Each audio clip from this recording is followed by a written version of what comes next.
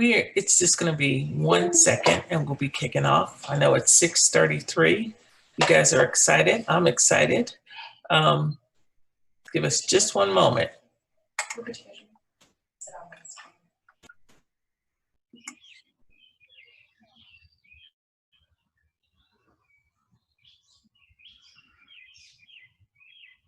We're good. Good evening. On behalf of the Cobb County NAACP, my name is Jareen Grimes. I'm the president of our local branch, and I'm extremely excited for all of you all that have decided to take up the time to hear the voice of people that want your vote. It's very, very important. We know we're in a unique circumstance these days, and there are candidates that want you to hear what they have to say and why it's important for you to cast that vote on June the 9th. And don't want to belabor the hour. We've got quite a few. Right now, we're going to start with our sheriff's race. And maybe fortunately, but unfortunately, something came up with our moderator for the evening. So you all get me to moderate tonight's questions for our candidates. So I want to take an opportunity to kind of share how this will go this evening. We're going to start with an opening statement, opening personal statement from, there are four candidates for Cobb County Sheriff. We have two with us this evening. We're extremely thankful that they have graced our screen to participate in our forum. And so they're going to open up with their opening statements, 90-second opening statement, and then we'll go right into questions, and then we'll proceed from there. So at this time, we will start with Mr. Herndon, if you'd like to provide us with your opening statement. Sure. My name's James Herndon. I'm running as a Democrat for the office of Cobb County Sheriff. I'm running against, obviously, my primary opponents, but mainly Neil Warren, the Republican and my former boss. I spent my entire adult life working at the Cobb County Sheriff's Office. I'm the only candidate in this race with actually Sheriff's Office experience, working in our jail, doing all aspects of the work that a Sheriff's Office does. I believe this is the right time. I believe I have the right background and experience to change this office for the better and provide the voters what Cobb County actually needs. I have the passion, I have the vision, I have the plan to make that happen. I'm the candidate that's been exposing all of the deaths at the jail before me. I don't think anybody had talked about it. We've had 48 people die in that facility. That is unheard of. That is unconscionable. We cannot have that continue. I am going to bring change to that. I know what it takes. I've worked in there as a supervisor. I've worked in there as line staff. I know what we need to do to change that, and I want to bring that change to Cobb County. And with that, obviously, I'm encouraging people to vote for me. Check out my platform at herndonforsheriff.com and vote for James Herndon on June 9th.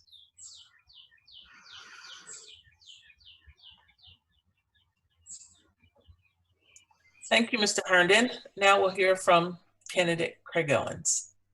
Well, first and foremost, I'll let you know we're having some AT&T problems on my side of town, on South Cobb County. So I may be going in and out a little bit, and I do apologize in advance.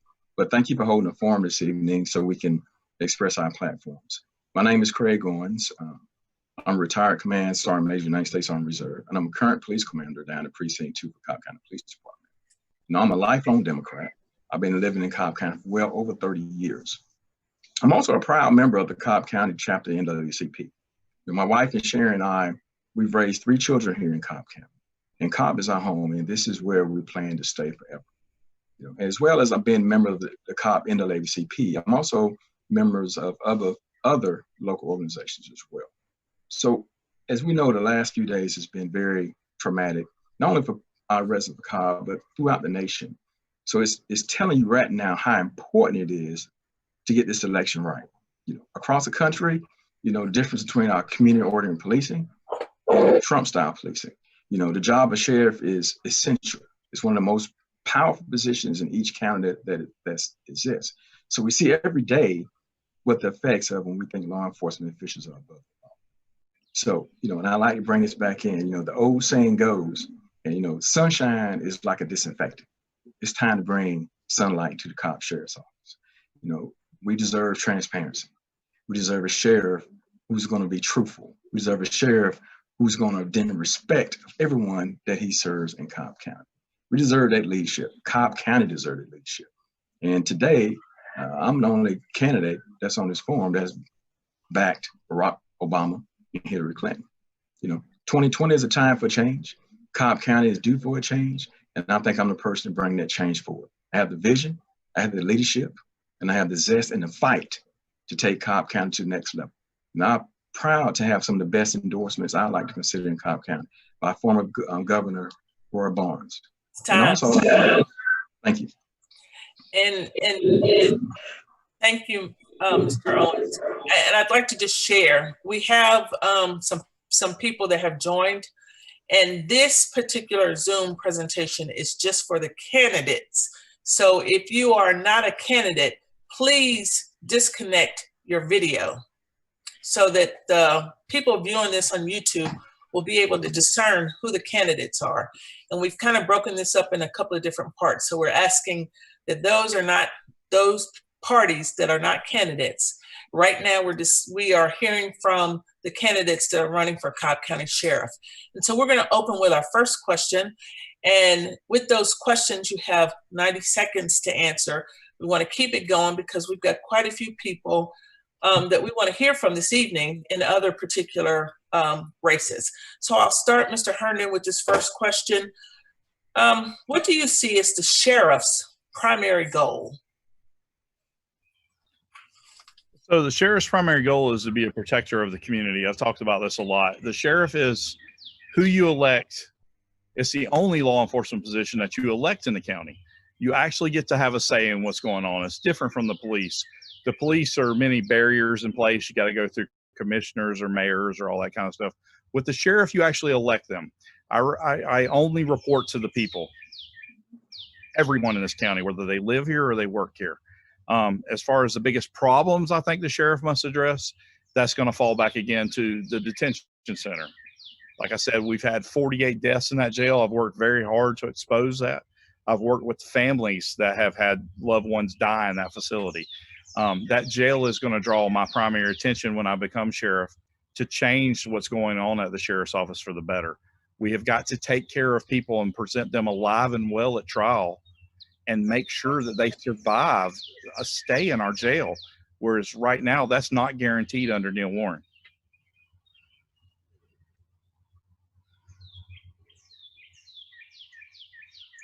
Thank you. Same questions. And if for some reason you want me to repeat it, I'll be glad to. Yes, please repeat it for me. What do you see as the sheriff's role, the primary role of the sheriff? Well, the primary role is the sheriff is custody and care of detainees and personnel in his custody. We have to be responsible for anyone that comes in our facility, and we're responsible for their custody care and control, making sure they have the adequate health care and make sure they're being treated like any dignity or dignified human should be. However, I think another role is very important, is bridging that gap between the sheriff's office and the community. Right now, they have no community relationship. So a big part is building that relationship with the community. We want to be those bridge builders. We want to make sure we have a relationship with the community. That way the community can trust us. They know when the sheriff department comes in, we're doing things correctly and efficiently, and we're meeting our community needs. And the sheriff department should look like a community. We should have a diverse sheriff department and have employees that reflect the community which we serve. So I think a very important thing is bridging that gap between the sheriff department and the community, making that trust come back, which we don't have currently, and letting our community know that we are there for them as much as I'm hoping they'll be there for us. So we got to get in fact and bridge that gap and make sure they understand that we are there for them and they are there for us. Thank you, Mr. Owens. And what I'm going to do is I have a list of these questions, so I'm going to just go back and forth. But I'm going to go back to you, Mr. Owens, and let you answer our next question first. What is the biggest, what is the biggest need of the sheriff's department now? And what would you do to fill that need?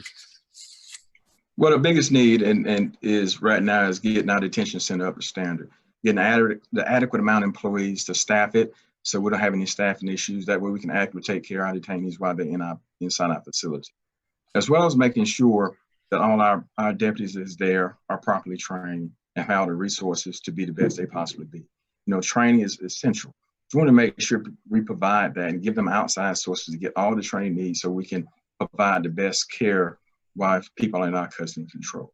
And that's something we have to.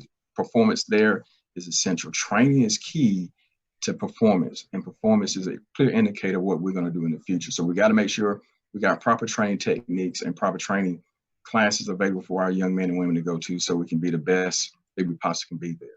And that detention center is, as we like to say, our moneymaker. That's where we have to put most of our efforts into to make sure it's up and running efficiently and effectively. And that we're taking care of every person that comes in through that facility. Make sure they get all the medical care they need, any treatments, any mental care, anything comes in that facility, they belong to us. We got to take care of them while they're in our custody, care, and control. Thank you. Mr. Herndon, to you, what is the biggest need of the Sheriff's Department now, and what would you do to fill that need? So the biggest need now is we have got to change out the leadership and the culture going on at the sheriff's office. Right now, our sheriff is okay with having 48 people die in his facility.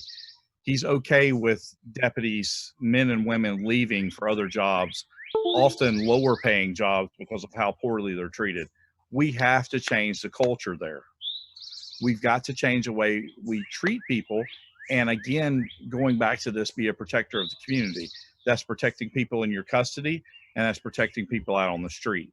That jail is a nightmare. One of the things I want to work on is getting certification through the law enforcement division, is law enforcement division, the jail, and the medical. That way we make sure we're meeting high measurable standards that we can actually take care of the people that we're supposed to, that are in our custody. I'm the only candidate that's actually walked in those shoes, walked in those cell blocks, done that job. So I know the changes that need to take place because I experienced what board leadership was like under Sheriff Warren. Thank you. And I'll lead off with this next question for you to Mr. Herndon. What do you think Cobb County's most pressing law enforcement issue is at this current time? Our inequality in how we treat people. We don't treat people equally. I've talked about this a lot on my Facebook page, different stuff with different people in the community. If I would have been George Floyd and I would have been the person that passed allegedly a fake $20 bill, I don't think I would have laid on the ground. I don't think I would have had a knee in my neck. Being transparent in how you do things is essential to the community. If people understand why you're doing what you're doing and you're shining light on it and showing why you're doing this and why it's in the best benefit of the community, that's always going to be the right thing to do. You always want input from the community. I think we have got to do a much better job at demonstrating to the community we're actually in their best interest. Again, you vote for me, you elect me. I should be looking out for you, listening to you, being a part of your community, and actually doing what you want me to do, what you pay me to do. That is essential in carrying out my job as sheriff. It is much different from being a police officer or any other job. The sheriff is elected to protect the community. I cannot stress that enough. And I think we need to get back to that. That is what we need to, at our core, be. Thank you. Mr. Owens, what is Cobb County's most pressing law enforcement issue at this current time? Well, I think we have more than one, honestly, and I'll just jump right into it real quickly. I think one is we have to bridge that gap between the law enforcement agency and the community. There's definitely a divide there, and we got to fix it. There's no communication currently between the office and the community, which we serve. So in order to protect and serve that community, we got to have communication. You know, I've been a member of NAACP for 20 plus years. And what taught me was being a member has been the member in Cobb County is the relationships you have to build with law enforcement to make successful. By working in your community and getting the respect of the community is what we need to do to turn the sheriff department around, as well as having positive, good leadership. Leadership is the key. It starts from the top and it stops with me. So having a good leader who's going to change the culture, have a good vision that's attainable, that people can get, is what we have to do. The second thing that we have an issue is honestly, we have some gang issues in Cobb County. Address that as well. That means that the sheriff should be able to collaborate with other jurisdictions across Cobb County and come up with some solutions to solve this problem. These problems are just detrimental to our county as a whole. So this takes the whole community and all the departments, sheriff, city police, county police as well, to work this issue and address it and eradicate that problem best we can. You know, and just going back previously, that comes in us getting that Triple Crown rating, which I didn't get a chance to speak before my time. But as we become a sheriff office, become a Triple Crown rating, which is the best rating you can have, which makes you one of the best sheriff's office nationwide, you know, it'll make us something to be dealt with, make us one of the best agencies not only in the state, but across the nation as well. Thank you. I have another question, but I have a question from an NAACP standpoint. It is, I'd like to understand or know what you two candidates feel about a relationship or a non-relationship with some of the local organizations that advocate against crime and the disenfranchised, such as the NAACP, the SCLC, the ACLU. What do you see as, what's your point of view on the value of those organizations as they relate to being the Cobb County Sheriff? Mr. Herndon. So I've been a member of the ACLU since college, since I first woke up, became exposed to the outside world and realized what was going on. And once I got out in the world and changed my perception, I believe it's essential. You need to get perspective from different groups that don't look like you, that don't think like you necessarily, so you can understand where your community is coming from and how you can help them. Again, my job is to protect the community and take care of the community. So getting that input from other people, from other organizations, such as the NAACP, such as the ACLU, is essential. And part of what I want to do, I've talked about, is when we do disciplinary hearings on officers, that is this super secret process right now. It needs to be filmed. It needs to be archived. People need to see what's going on behind closed doors. That's why I want to appoint a couple of people from the community, from organizations like this, so they can actually have input on what's going on and report back to their members. This is why they did what they did. I agree or I disagree with it. We have got to do that. Otherwise, if I'm not representing the community and I'm not listening, then I'm not fit to hold office. I have got to listen to the people of the community. Otherwise, it is your job as voters, like I'm asking you to do right now, is to kick the sheriffs out of office and replace them with someone better that accurately reflects the community's values. Thank you, Mr. Herndon. Mr. Owens, same question. No, this is a good question for me, honestly. It's not just about being a member of an organization. It's about working with that organization. So let me clarify that. You know, you can be a member of 27 organizations, don't do work in one, and you haven't done anything. So the importance of that, not only being a member, but you need to work in that. And thus I have done that. My background and record shows in Cobb County, I've worked with the NAACP, Ms. Barner in the past on different issues. I've worked with the SCLC on different issues, worked hand in hand. So I built that trust, I built that respect, I built that relationship with some of these civic organizations in Cobb County and working on issues to bring closeness back in, to bridge that gap for our community when we have issues. So I'm not just a member just because I can sign and pay a dues, but I'm a action person. I get in, I'm a member, and I work within that community. I work with the organizations to make a change. And that's what's going to make what's important. Don't be a member, be a part of something that's going to work and get out there and work. So I work in the community, as I have done for the past 20 plus years with both organizations. And I have a track record of that, of being a fighter, getting out and doing what's right to bridge that gap and bring that trust back from our law enforcement and our community together. So I think that's extremely important. We have to have that trust, and you got to work, not just be a member, you got to work with the organization. Thank you. Thank you. I'd like to, this is our final question prior to you all providing your closing statement, but I will pose to you, Mr. Owens. The final question is, within your first 30 days, what do you plan to accomplish? Then proceed it with what you plan to accomplish within your 90 days. But that is another great question. You know, I do a top to bottom, bottom to top assessment of the whole organization structure. Then we try to see where we need to make improvements or changes as well. But I also have an outside agency come in and give us an assessment, you know, and see where the sheriff office is, and see what changes we need to make. Make sure we're meeting industry standards as far as our policy and procedures, our training, and etc. Then also, I will going forth past that first 30, my 90, 180 days, I begin the process of making us look for the gold standard of having certifications across all 3 channels of the sheriff office, which is detention, healthcare, and getting all our things ready to go so we can be that gold standard of profession, you know, and that's what make Cobb County one of the best agencies as well. And also, you gotta look at your personnel. You gotta do a thorough assessment of your personnel, making sure you got the right people in the right position at the right time to do the right things, which makes you successful.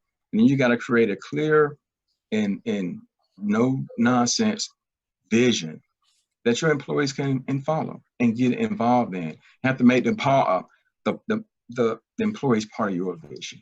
Another thing is another very important thing is I would end the 287G program. It is a total waste of manpower and funding. It's not something that I know the citizens of Cobb County like, nor is it something I care for at all, and we would end that. And it's not just, you know, it's just wrong that we participate in that program, and I would be one of the first things I would get done within the first 9 days as well. It will be to end that program as well. Thank you. Mr. Herndon, your first 30 days. So if anybody's following me, piggybacking off of what Mr. Owens was saying, you know that one of the primary things I've talked about all along is ending the 287G program. I think that is the most anti-American program that we can participate in. It rips American families apart. It destroys families, rips children from parents. I want to get rid of that. Overhauling the jail. So a lot of the stuff we're on the same page on here.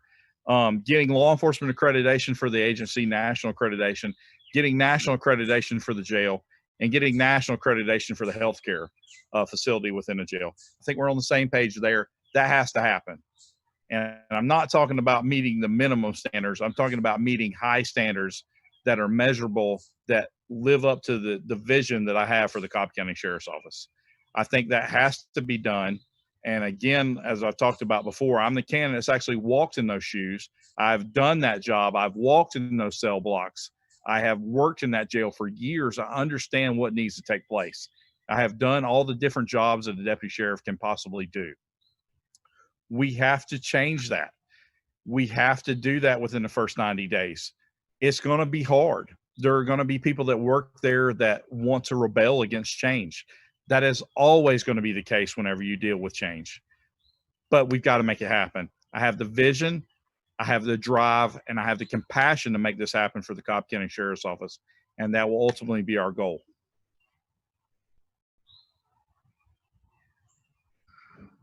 Thank you, Mr. Herndon. And so now at this time, I'd like to give you all an opportunity to close. Give us your closing appeal, your closing statements, and Mr. Owens, you can start. Okay, well, thank you. Again, thank you for having us this evening. I sincerely appreciate it. You know, there's a couple of things I want to leave everyone with about me in this election.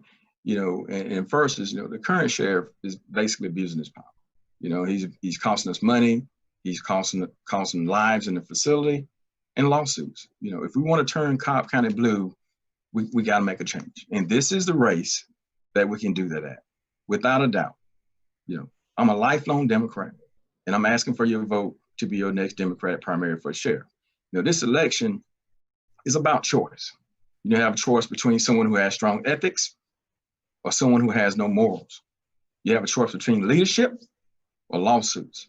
You have a choice between restoring integrity to the sheriff's office or someone who's going to continue to present more lies. You know, a choice between being compassionate, having collaborative leadership, and having that ability to work in a community and that have actually worked in the community for 20 years and doesn't have to tell you what they're going to do. That's already done that.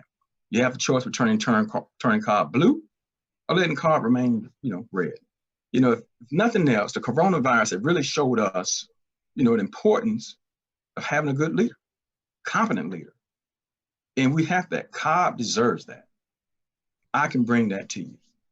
You know, you got to have a leader that is level-headed, that don't lose his cool. Cool as a cucumber under pressure, because that's what it takes. We have a historic opportunity. And as I mentioned earlier, I selected a chief deputy by the name of Rhonda Anderson, who is a history maker for Cobb County. The first African-American female deputy hired in 1983. Very well respected. She would bring and worked in every aspect of the jail as well. So she brings back some experience as well. So help me bring this history-making ticket as being the first African-American sheriff as well as deputy sheriff to Cobb County. I'm asking you to follow suit as other Democratic leaders from Cobb County, like Governor Roy Barnes, as well as Mr. Deion Bonner, in endorsing me to be your next sheriff. Thank you. Thank you, Mr. Owens. Mr. Herndon. So as for me, I am the only candidate that actually walks in the shoes of a deputy sheriff here in Cobb County. I've worked in the facilities, I've served warrants, I have worked in every aspect of the Cobb County Sheriff's Office. Unlike Mr. Owens, for example, my jail experience actually comes here in Cobb County, dealing with Cobb County detainees. I did not work for the military-run Guantanamo Bay and black sites where they torture and waterboard people. That is not what I'm about. I do not want to bring any type of militarization to Cobb County. That is not my experience. My experience is dealing with everyday people here in Cobb County and taking care of them. You can either go with a person that's simply going to be a name change, but more of the status quo of 30 years of doing the same thing and being a police officer here in Cobb and part of the problem, or you can actually work to change. I have been the candidate working to expose Neil Warren, expose what he's been doing. I have done this at great detriment to my family and my personal career. I have called him out where he's wrong. We have to work to change this. And we have this monumentous opportunity to change. Whatever office holds the Cobb County Sheriff's Office is the way the county has went. So if we flip this blue, the Sheriff's Office, the county will follow. That is history. That is what has been the precedent set. And I feel we can change that. Again, I am the candidate that has all along been speaking out and actually saying Neil Warren's name. My opponent can't even say the man's name. Saying this man's name because I'm not part of the system. I'm not part of the status quo. I want to bring the change. Vote for James Herndon on June 9th. Thank you, Mr. Herndon. Thank you, Mr. Owens. At this particular segment, this concludes the NAACP's segment on the sheriffs that are running for the position of the Cobb County Sheriff. And I'd like to say thank you both for being with us this evening. It's very, very important, as we say, that the voters have had a unique opportunity for them to hear from you from the confines of their home, maybe their cell phones on this Zoom presentation. They'll be able to go back to the Cobb NAACP YouTube page to refresh themselves if they missed it by any chance. But I want to say thank you to you all for giving us your time, answering our questions, and I want to wish you good luck. Ms. Grimes, is there a rebuttal since my opponent decided to mention me in his closing and make some untruths? Is there an opportunity for me to rebut that? Because I think I should have the opportunity to say that. I didn't mention him as mine, so if you allow me an opportunity to respond to his allegation, I would love to do that. At this, I certainly will open it up because we have a few, but what I wanted to explain as we move forward, we wanted this to be a forum, not a debate. We wanted it, but if you need to take a couple of minutes, we'll allow you the opportunity. To have a debate. If we want to have a debate, I would love to have one. But this particular forum was a political forum to inform our voters. And so I'm asking, just out of courtesy, that it's not a debate. It's simply a forum. And Mr. Owens, if you want to close with a remark, we don't want to make it a debatable issue. Any issues debatable. Absolutely. So, but yeah, I just want to comment on the statement that Mr. Herndon, when he mentioned me by name regarding my military and being in charge of black ops and things of that nature, which is an absolute bald-faced lie. If you look at my military career, I have never done anything as such. The soldiers that I've trained always acted professionally, never ever had a complaint of anything, doing anything wrong. And during my tenure, the Guantanamo Bay incident was 7 years prior to me taking over. So things that people say like that can lead people around the bad truth that I was there during those times and I wasn't even there. So let's make sure I can clarify that. So during those instances where people unfortunately was tortured, that was under my watch. I wasn't even there and did not have the rank at that time to be there. So I just want to make sure everyone understand that. So there's no misunderstanding about that. During that time frame, I wasn't there, nor was I in charge. And I protected my country like anyone else, like any other good American who could serve or who was man enough to serve. And I would not ever disgrace anyone by saying anything negative about that. Thank you. Okay, thank you, Mr. Owens. And again, I'd like to say thank both of you all for your participation. This will conclude this particular segment of our forum. We're going to take a brief intermission, and we're going to start with our County Commission Post 2 and Post 4 for the commissioner seat in Cobb County. So we want you all to stay tuned. We're going to get the other candidates on the line as we prepare for our next segment. But I want to encourage all those viewing to make sure that the power is in you all. Your vote is the power. This gives you an opportunity to make an informed, sound decision when you go to the polls. If you've completed your ballot, this is the power that we have as Americans. The power is in your vote. So please use it and encourage others to use it. So you all, thank you, Mr. Owens, Mr. Herndon. Thank you. Thank you.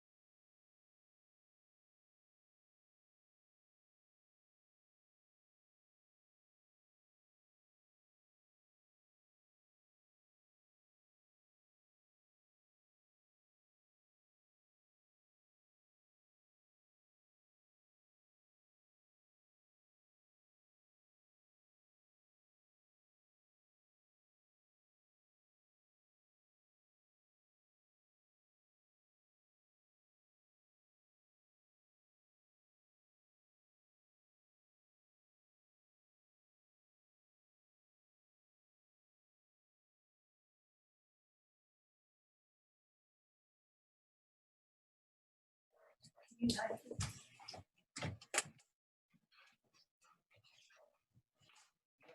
you go.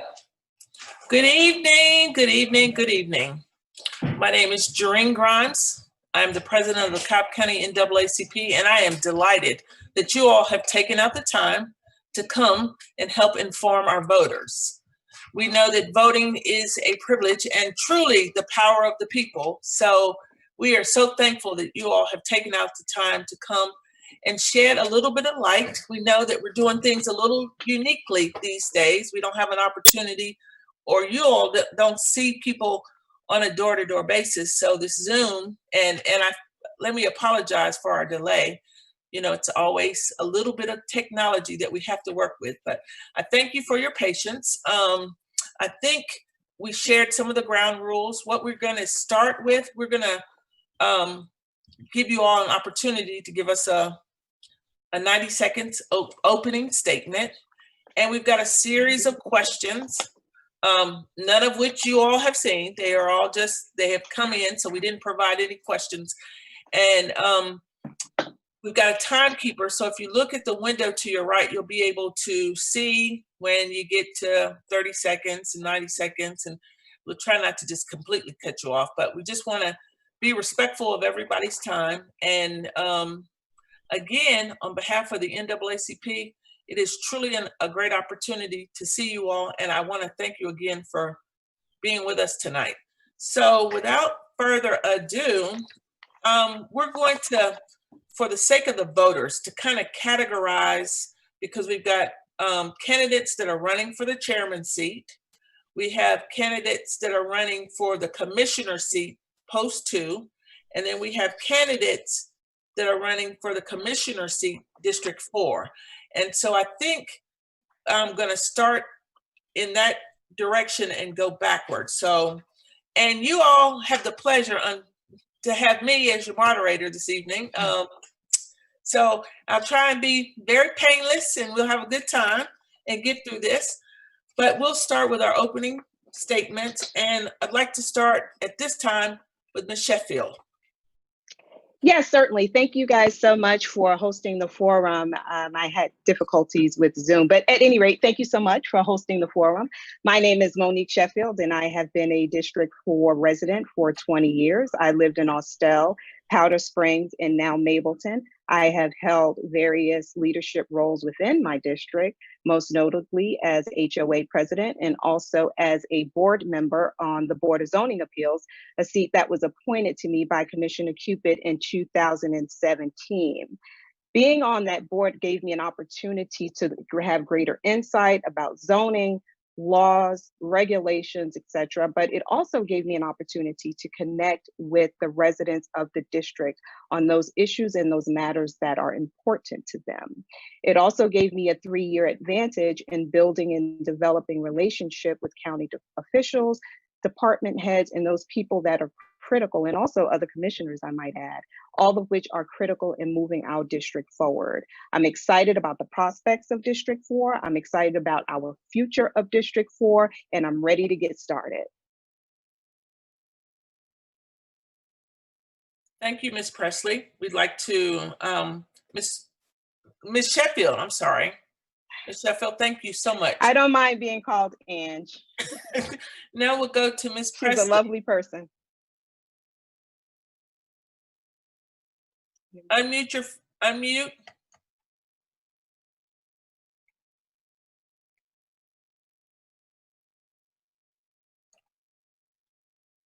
Did you unmute?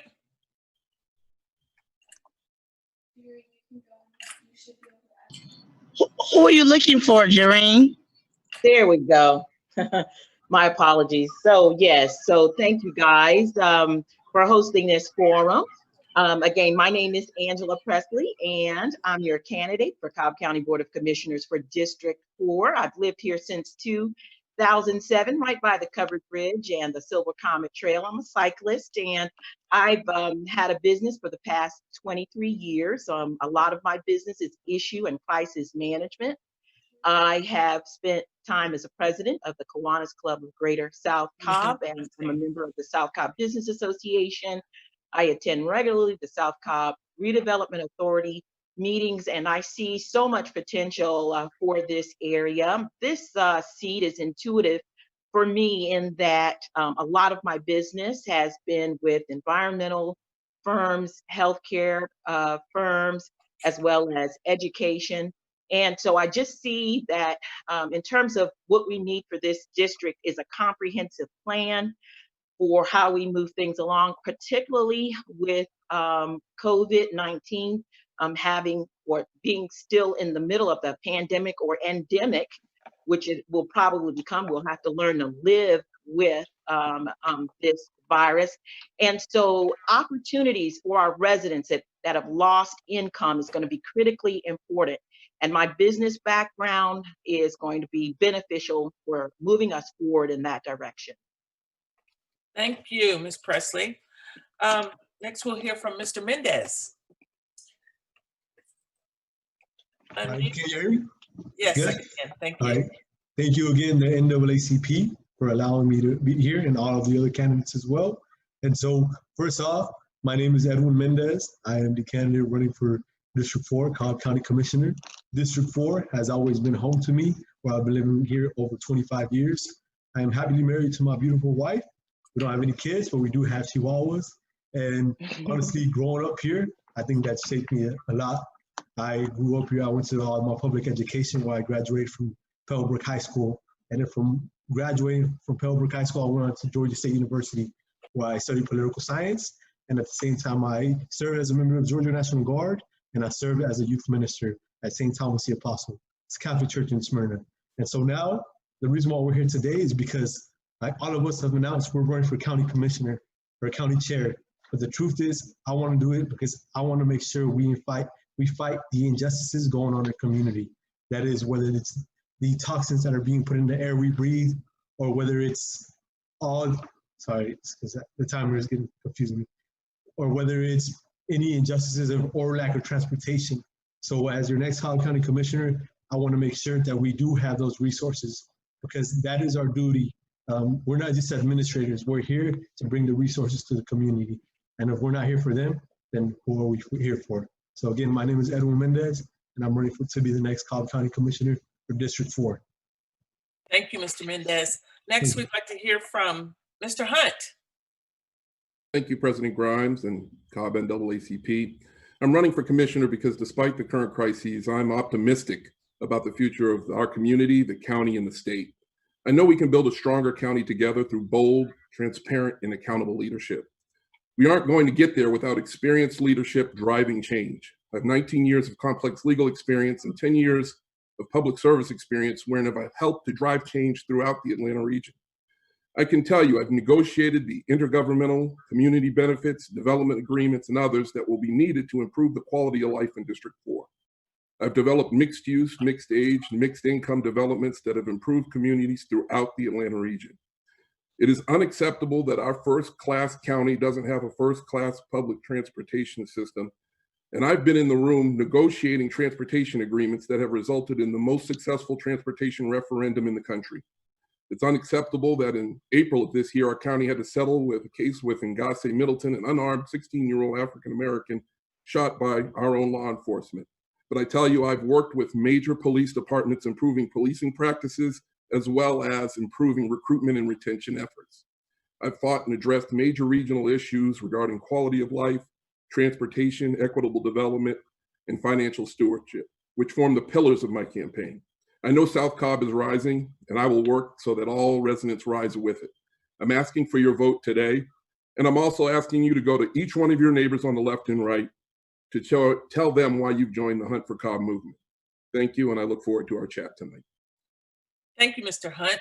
Next, we'll go to Mr. Hennington.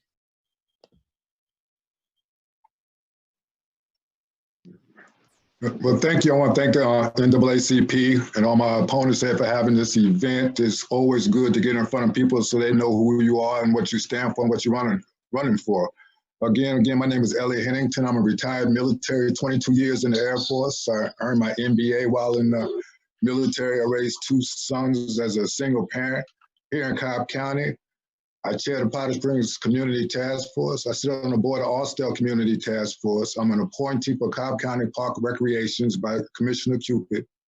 I mentor kids every Friday at the Ron Anderson Building and done several other programs here for our youth. Also serve as a deacon at Destiny World Church. So all I know how to do is serve the community. And that's one reason why I run. I want to serve the community to see what the people want. You know, you have to be on the ground to understand what the people want. And I've been on the ground for the last 14 years. I've been here in Cobb County here for 2004. I work with local politicians, mayor, councilmen. They call me up, say, Elliot, I need your help. Boom, I'm right there to help them. So again, they know I get things done. People trust me. They call me when they need things and how to help out and what can I do. So only way I can do this better is to serve as a Cobb County Commissioner to understand and what I can do to serve the community in a better and bigger capacity. Thank you very much. Thank you, Mr. Hennington. Next, we'll hear from Ms. Edwards.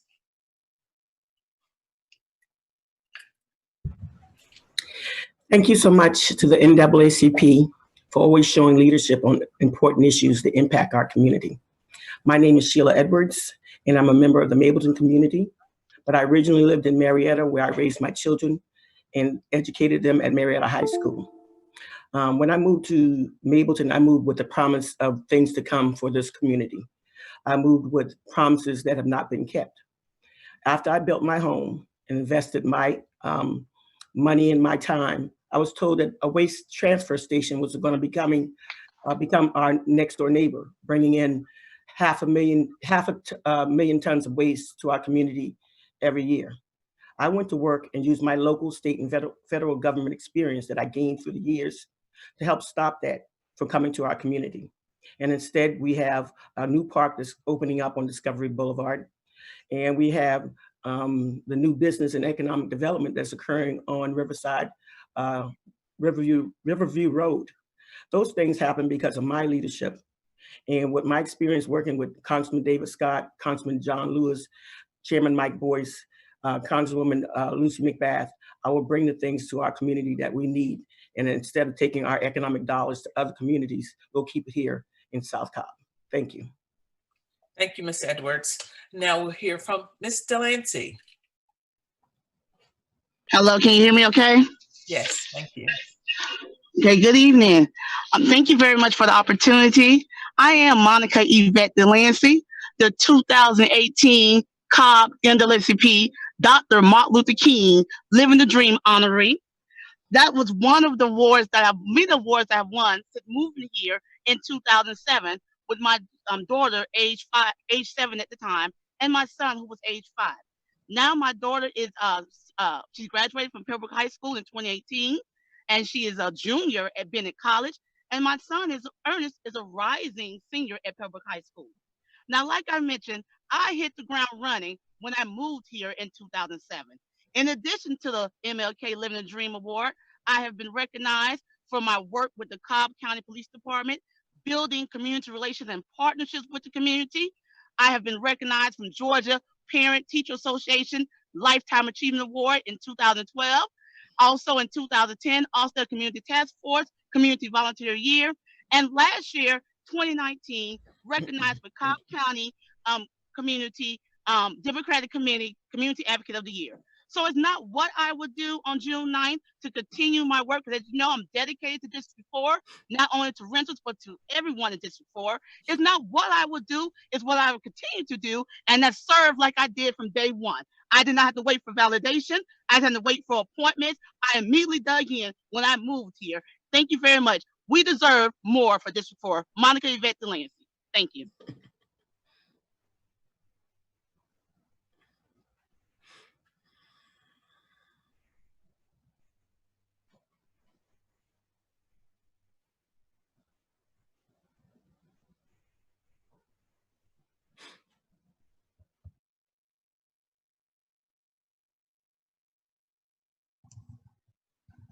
You're on mute, Ms. Grimes, President Grimes.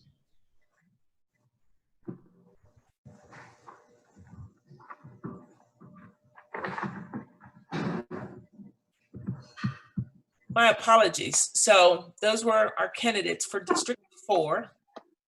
Now we're going to go right into our District 2 candidates, and we'll start an opening statement from Mr. Nicholas. Well, thank you very much. And I'm Kevin Nicholas, and thank you to the NAACP, the audience. You know, I've lived in District 2 in East Cobb for over 20 years. My wife Denise and I have five college-age kids.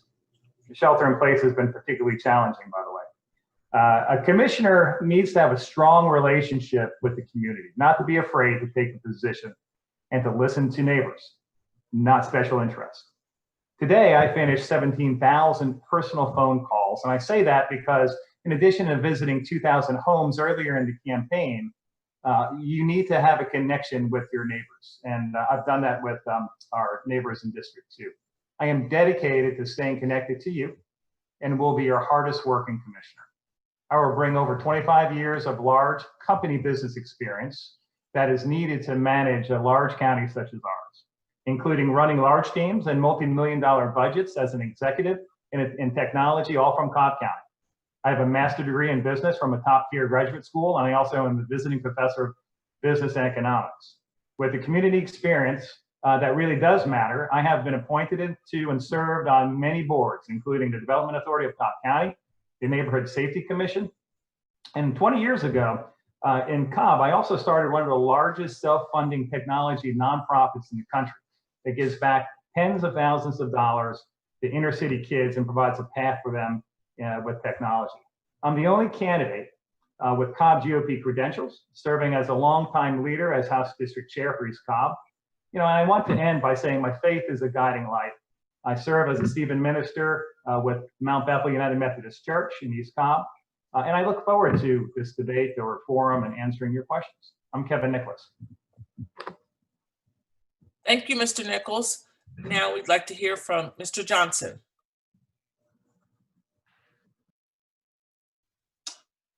Good evening. Again, my name is Fitz Johnson, and thank you to the Cobb County NAACP for putting on tonight's forum. You know, tonight, I want to earn your vote to be the Cobb County Commissioner for District 2. Now more than ever, we need a proven leader, a commissioner who understands budgets, finance, and to keep your taxes low, enhance your public safety, reduce your traffic, and protect our neighborhoods. I am that candidate. I've lived in Cobb for over 22 years, and simply put, I love this county.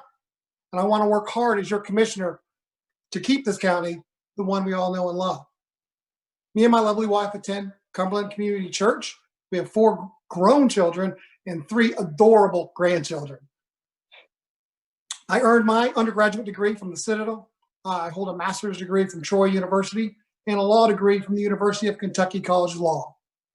My experience as a retired Army officer of over 21 years, a business owner of a business of over $200 million, and as a community volunteer at Wheeler, Marietta, Wellstar Board of Trustees, Kennesaw State, and I could go on, uniquely qualifies me to be your next commissioner for District 2. I thank you all for tuning in tonight, and I hope I can earn your vote. Thank you. Thank you, Mr. Johnson. And those were the opening statements from commissioners from District 2. Now we will go to hear the candidates from the Chairman Board of Commissioners candidates. And we will open with Mr. Chairman Mike Boyce. Okay, thank you. I want to thank the NAACP for hosting this forum tonight. I believe a comment should run on his record, and I'd just like to say that I've got a record that I'm very proud of, particularly with regard to working with diversity issues here in Cobb County. When I was first assumed office, I reached across the party lines and chose Commissioner Cupid as my vice, and I kept her for 2 years. And she did a great job as we work forward to get this important issues out in front of everybody and get them passed by the agenda. I'm also proud to say that I nominated and was approved Dr. Jackie McMorris as the first female Black county manager in the history of Cobb County, and she was approved last March and hit the ground running in April, and she's done a great job through the COVID-19 crisis. I've also worked very closely with public safety down in South Cobb in Precinct 2. I want you to know that the last 2 precinct commanders have been African Americans, Major Owens currently, and before him, Major Hamilton. And Major Hamilton last year became the first 3-star deputy chief in the history of Cobb County police history. I've been working with the ARC, as you know, Deanne Bonner. Ms. Deanne Bonner, the former head of the NAACP, it was my selection for the ARC board. And I worked very closely with the mayors for us to select Mayor Ollie Clemens to become the mayor representative for Cobb County and to replace Mayor Thumlin, who did a great job.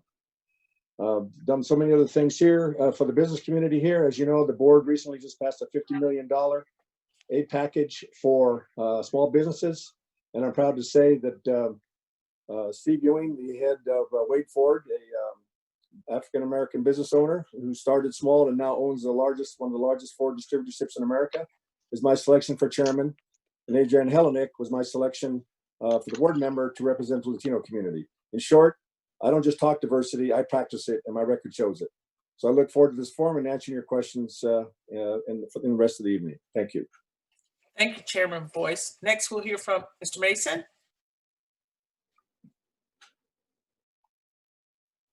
Good evening, and thank you for having me to this forum. I just want to give you a little bit of background on me. My name is Rick Mason. I live in Appleworth area. I just retired from the police department after 32 years in December. I did patrol, I did school resource officer, I did fatality accidents, and I did motorcycle throughout my career, amongst other things. I did most of the speaking engagements at the schools as needed. I also have my degree in funeral service. I went to Upton Jones College of Funeral Services, where I completed my degree in that while I was working and employed as a single parent of 2 children. I have a son and a daughter that I was a single parent of that I'm very proud of. They're both productive in the community, and they're very strong, ethical workers. Many have said that we're in unprecedented times, which is true, and the fact of the future is not quite clear. We have to prepare our county, ourselves, and all the citizens for the unknown. This pandemic and this epidemic and this chaos in the street is unprecedented. Others will claim that they have solutions and plans. For me, it is quite clear that no one in this country has had the ability, opportunity to prepare for this pandemic or the chaos. We must move forward in a positive mindset, affording all options, considerations, and research to provide our community with basic needs and substance.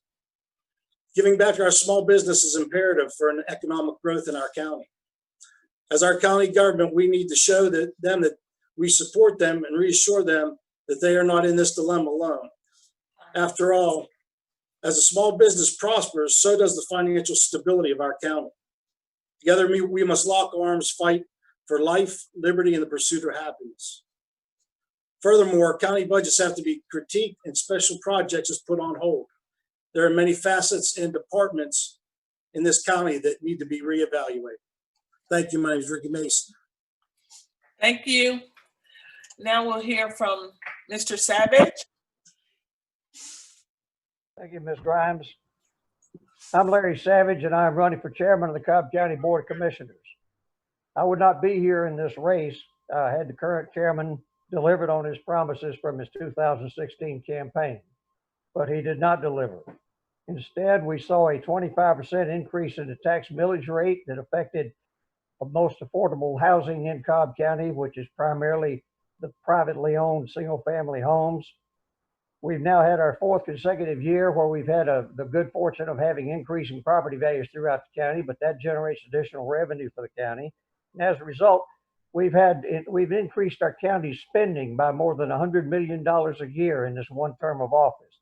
The unfunded pension obligation for county employees has also increased by more than $100 million. This is unsatisfactory, it's indefensible, and it's unsustainable.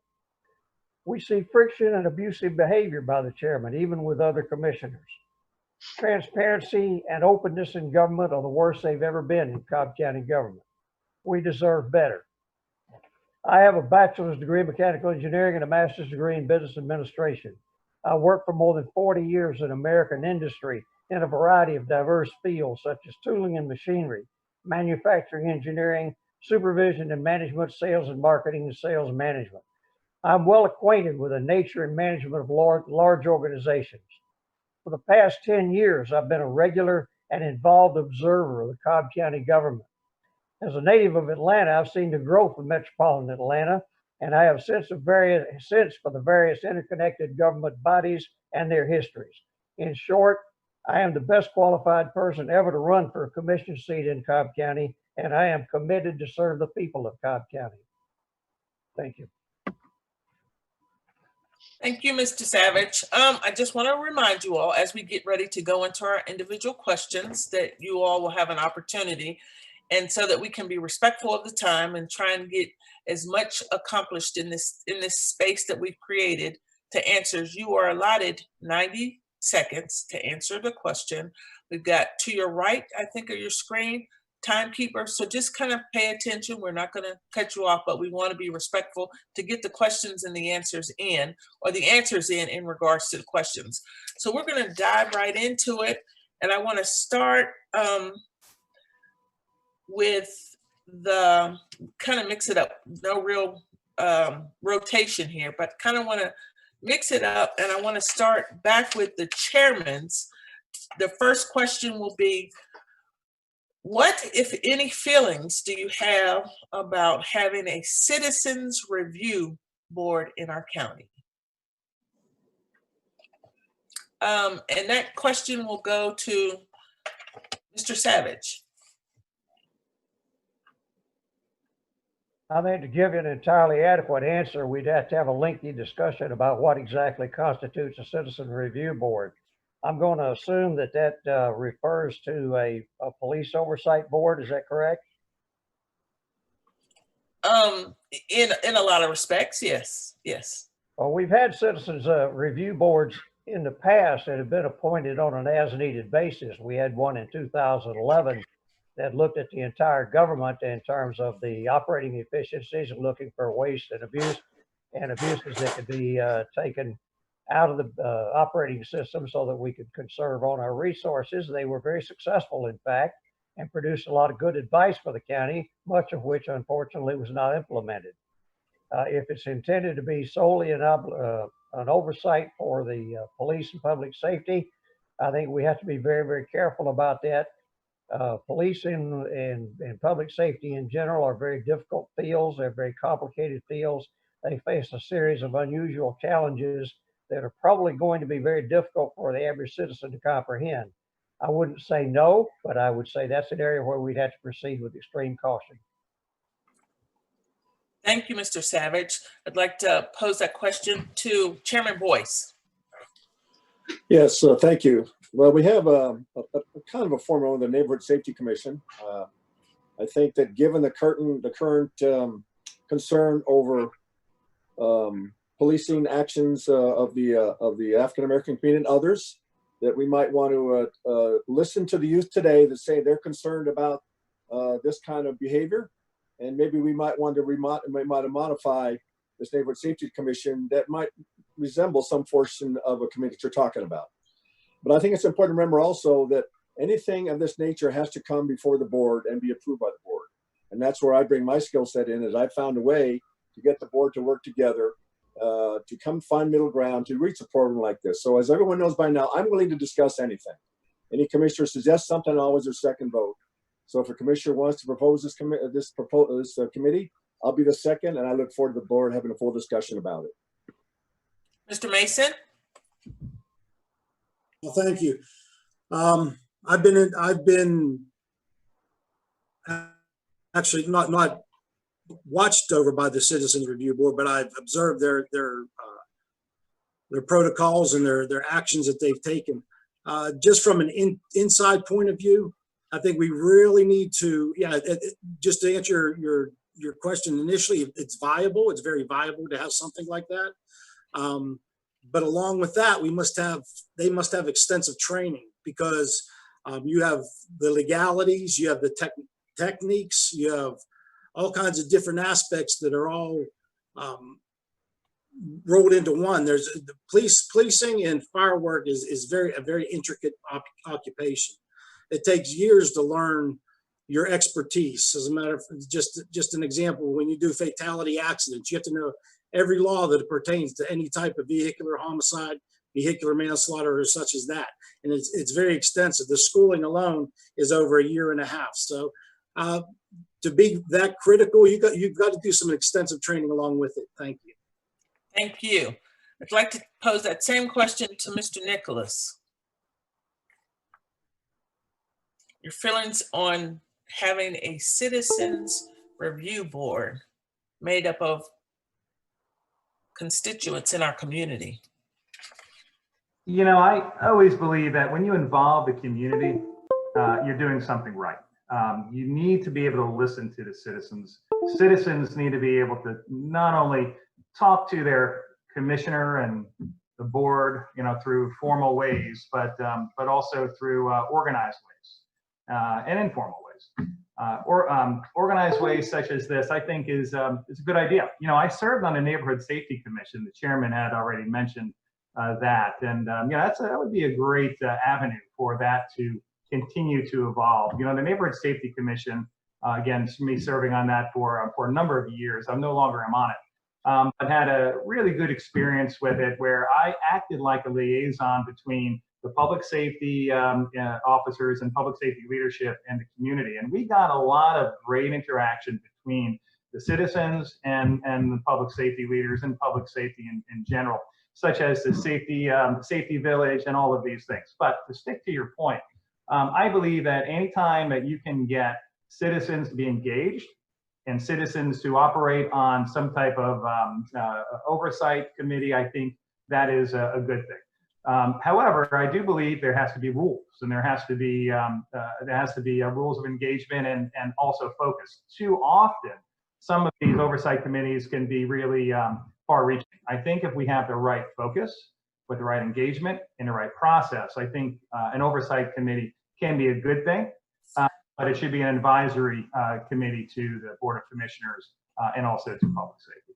Thank you. Mr. Johnson?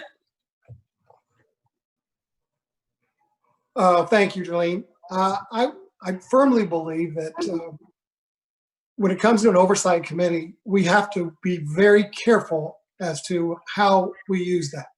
Now, I am all about getting better. Public safety is a no compromise issue for me.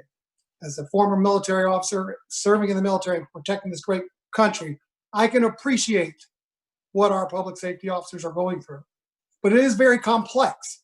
So if we do have an oversight committee, I want to make sure that they are properly informed, properly understand what it is we are tasking them to do. And it would be an advisory board to our commissioners. So we want to make sure, if we're going to do this, that they're well-trained, and that they understand the weight that carries as far as an oversight committee. We can do better, and that committee can help us do better. We also need to make sure that we can count on our DA here in Cobb to prosecute appropriately.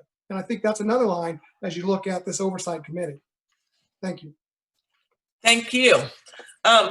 Ms. Delancey. Yes. The question, yes. Do you need me to repeat the question? Hold on. Am I unmuted? Can you hear me? Yes, we can hear you. Thank you. Okay. Yeah, I am going to need you to repeat the question. Thank you. Your feelings in regards to a citizens review board, if elected. Do you have feelings on the significance or insignificance of having a citizens review board in our county?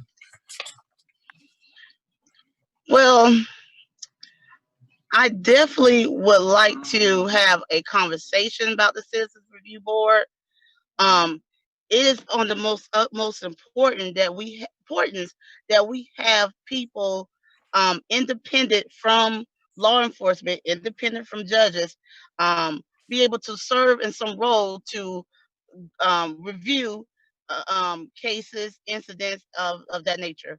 So yes, I would like to, I welcome the conversation, and then from the dialogue from there, definitely see about implementing a citizen review board.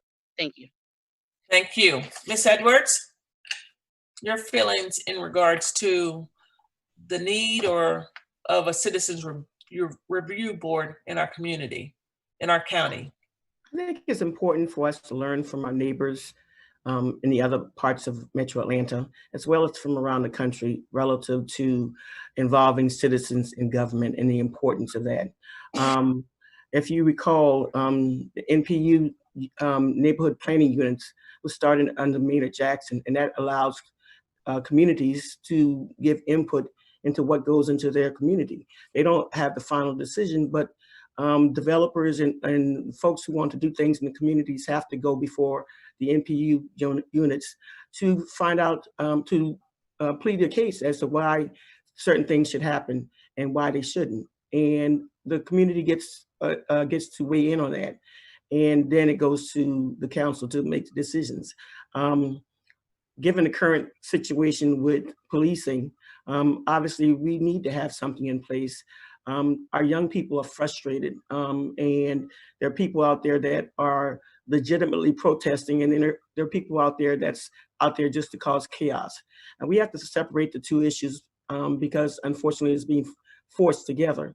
But if we had a review board that was able to look at these issues, I think it would bring a lot of clarity to what's going on in our community.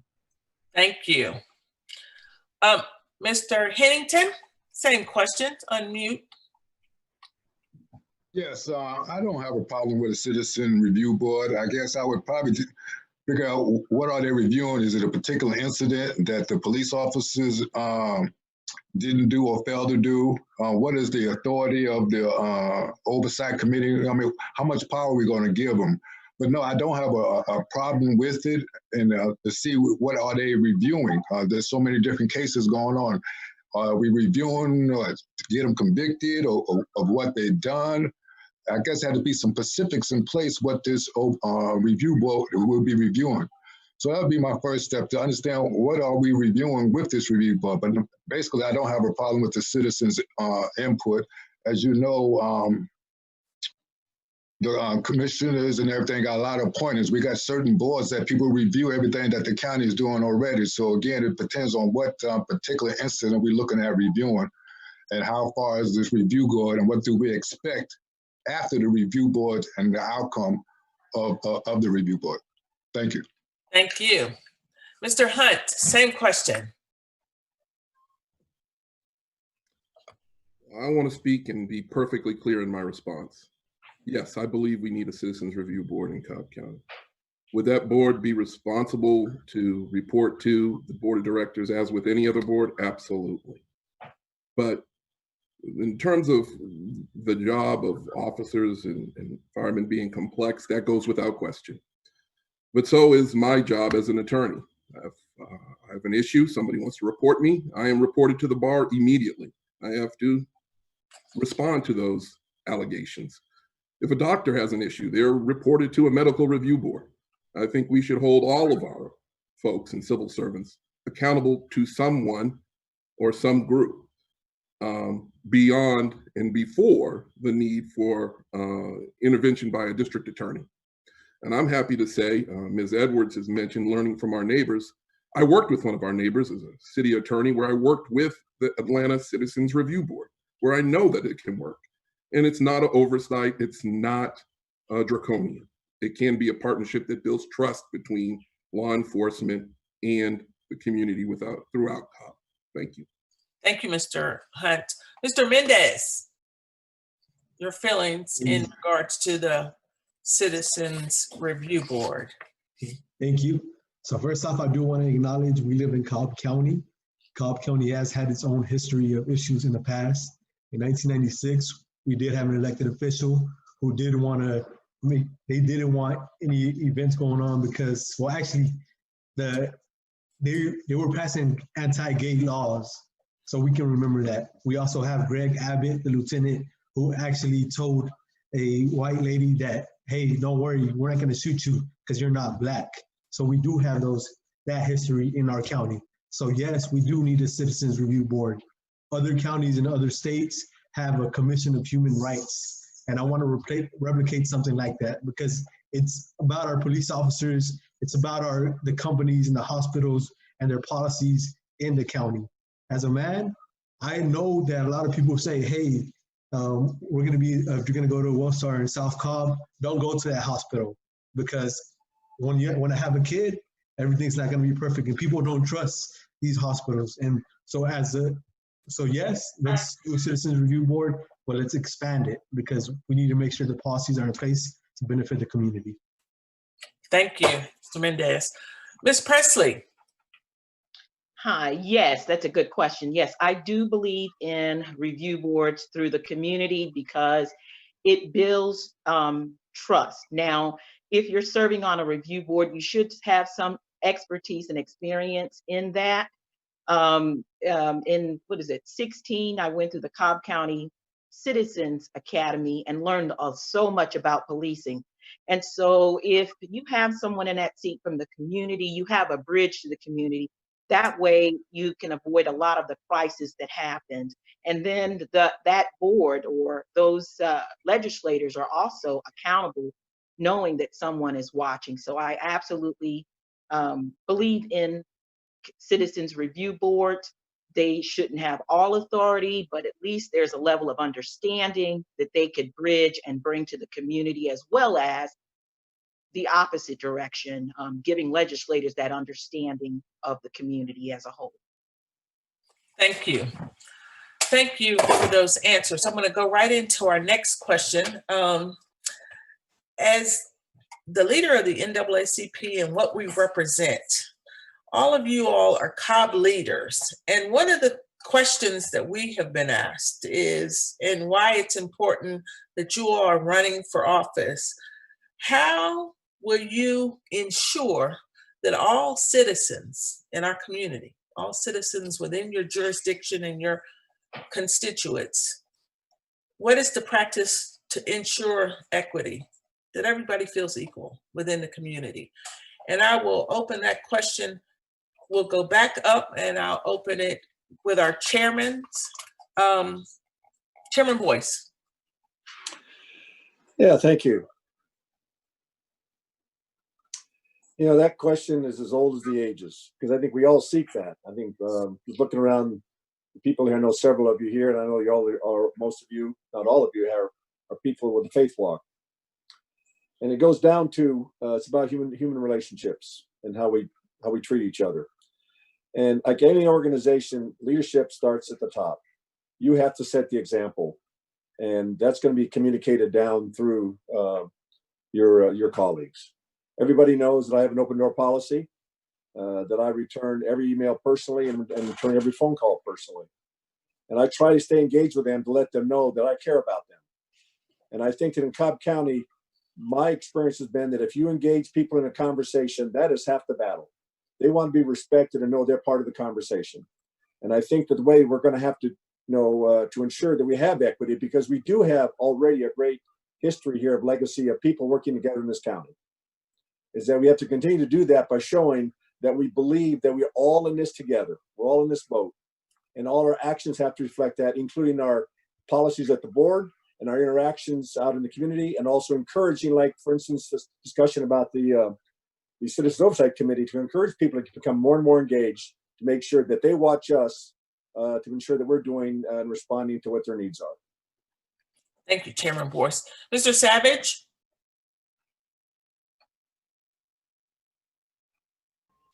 I think I would point out that in terms of equity, equity is another way of saying fairness. And I think I've demonstrated a commitment to fairness and equity and ethics over the last 10 years. It might seem a little odd to say this, but I've done it. I've filed ethics complaints when I thought our commissioners and other officials were out of line with some of their conduct. I have taken action through the court system when I have felt that our development authority has been out of line with some of the use of their resources. And I went to court on the financing of SunTrust Park, not because I was opposed to baseball, but because I was opposed to the financing mechanism that denied the people their right to vote on incurring that kind of debt. So I've been all about equity and fairness in government. I spoke today at a meeting of the Planning Commission, and I spoke on a very sensitive subject. I had learned that there were some issues with one of the planning commissioners and his neutrality on a case that they were going to consider. And it's a very rude thing to do in some respects, but I raised that issue and commented on it. and suggested he should either recuse himself or the planning commission should investigate the charge to find out if he did have a conflict of interest. Those are the kind of things that are really hard to do, but it's a commitment to equity, that's commitment to fairness, that's commitment to ethical behavior. I've done that and I will continue to do that and give other people help if they need it to do that too. Thank you. Mr. Mason? Thank you for the question. I'm just going to go back to my roots. My mother was a single parent of 3 boys. We weren't financially stable by any means. She owned her own trucking company. Me and my brothers both got involved in the trucking company, dispatching, work in the office. Furthermore, later on in life, my daughter, and I won't tell you any particulars about her, but she had 2 biracial siblings that I helped raise. And you start to understand the equality that's needed and desired by everybody. In my 32 years of experience with the police department, I practiced that. I practiced that daily. I have some of my best friends growing up, I talk to constantly about different issues. But actually, one of the children lives in Washington State, the other one lives in Germany, and I keep in touch with them. The boy is, not to put his business on the street, the boy is gay, and he confronted me about it. I said, I love you more than you can imagine. So, it's all about love in your heart. It's all about taking care of people. It's about being a good, godly person to treat people the right way. That's what we're required to do. Thank you. I'm going to take that question a little further. Ms. Sheffield. Yes. But before I answer, actually, I didn't have an opportunity to answer the question regarding the citizens review. I'm not sure if that was done strategically or. Oh, okay. No, that's okay.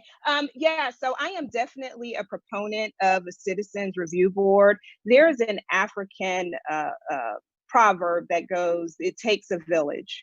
It takes a village of not just our leaders that are in politicians that are in leadership roles or community advocates, but it also takes the involvement, the engagement of the residents of the community.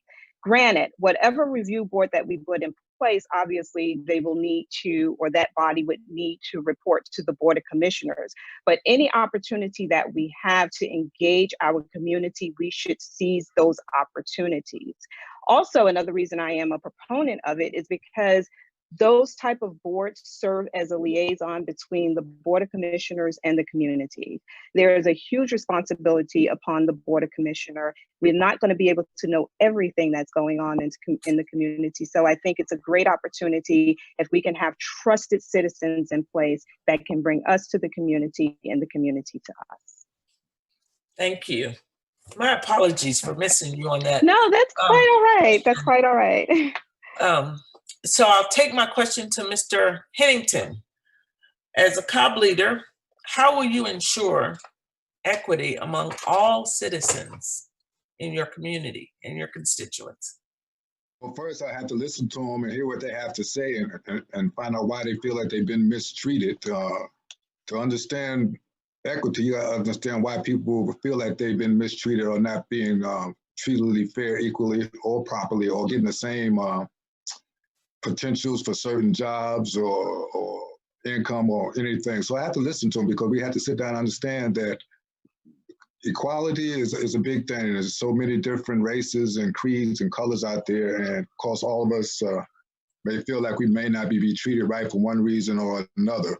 But I have to listen and think about what the situation was in order to make an adjustment. But I'm for it. Everybody has the right.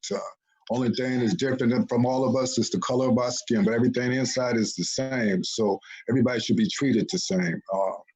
Our cultures are different, our beliefs may be different, but still basically we're all made of the same inside. So again, I'm very much aware of equity. Thank you. Thank you. Ms. Sheffield, I'm going to pose that question so that I make sure I don't. No, that's, uh-oh. Can you hear me? Yes, we can. I'm so terribly sorry. I may need to cut away and grab my charger. I had to log in on my phone. But to answer your question, equity and fairness is extremely important. But before we can, people just basically want to know that you care. There are a lot of us that are bringing a lot to the table, but people need to know that you care. We need to show people that because our backgrounds today might be different from theirs, that does not mean that they're any less of a person. Before we can add value to people, we have to first value them. It does not take much. For the most part, it takes a listening ear. And that's what people want to know. They want to know that you hear them. They want to know that you're concerned about their issues. But more importantly, they want to know that you are there for their best interest and not for your own. Growing up, my mom has always taught us that God gave us 2 ears and 1 mouth for a reason. I have this quote that I live by, that when you listen, you learn something that you do not know, but when you speak, you repeat what you already know. Thank you. And excuse me, I need to get my charger, so excuse the absence. Okay. Okay. Okay. Ms. Presley.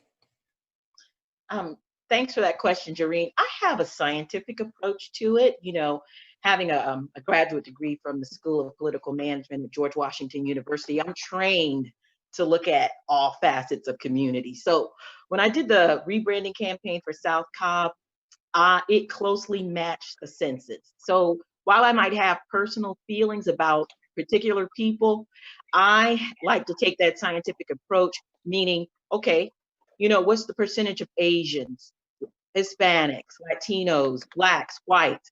What's that percentage in that community? And then engage those individuals based on that. So we get a pure sense of what's needed in the community in any issue, whether it be policing or housing. Having a holistic approach and learning what is needed, I think, is critical. And having a scientific approach keeps you objective. I like to say that, you know, I'm a very compassionate person. I don't like to rely on my emotions. I rely on science. Thank you. Mr. Hunt, same question. Thank you, President Grimes. Let's start by saying equity doesn't necessarily mean equal. When we're talking about how are you going to address equity, first it starts with your leadership style. I have a collaborative leadership style where I'm going to meet each and every constituent group where they are. I'm not one to sit on high and have folks come to me. I go to them. And when you're talking about equity, I would encourage you to go to my website, which is www.huntforcobb.com, and see what I'm talking about when I mention equitable development, when I mention improved quality of life, and how the parks in South Cobb are far and away fewer than other parts of the county. How equitable development, how we need to do a focused approach into bringing, for example, tax allocation districts. Marietta just closed one, which the county and the school board just joined, and they're going to close that early. That is successful. We can spread that to other ways and addressing those issues in an equitable manner. So that's how I would address equity. Thank you. Thank you. Mr. Mendez, as a Cobb leader, how will you ensure all citizens feel that they receive equity? Thank you. So I think he's going to go, honestly, he's going to go back to the Citizens Review Board. But as I have proposed, and since I announced I was running, I have actually proposed that I want to begin a Commission of Human Rights. So Mr. Chairman, hopefully you hear that and you may begin that as a constituent. I'm letting you know. And so we do need to do that because right now we have affordable housing, but we do need more affordable housing. For instance, the communities at Magnolia Crossing, where my family first arrived from Mexico in 1990, are no longer there. And so honestly, we need to make sure that we have a board that is going to say, hey, we need housing for these community members. We need to make sure we do have transportation in South Cobb and not just around the Cumberland area. We need to make sure the answer is equitable and it's also coming from the community. And so in order to do that, I believe we do need to begin a Commission of Human Rights. And as your next county commissioner, I'm going to make sure that we do begin that. So thank you. Thank you, Mr. Mendez. Ms. Edwards? Thank you for the question. When it comes to equity in our community, we continue to wait for that ship to come in. If it's housing, affordable housing, if it's economic development, if it's education, you can pick, whichever one you want to land on. We're still waiting for equity in our community. One of the things that I've been advocating for, and the sole person who's running that's been advocating for, is the development of Magnolia Crossing. It's 50 acres of prime real estate that's set dormant in our community for 5 years. I remember attending a city council meeting years ago where then City Council President Marvin Arrington talked about not having things in Cascade. You have all of these people with who are well-to-do, but they had no businesses and restaurants and other things that they needed in their community. Well, lo and behold, they developed Camp Creek Parkway, and that's a bustling business over there. Why can't we do the same thing over here with Magnolia Crossing, where we bring in economic development, housing, medical units, banking, all of the things that our community is dying for?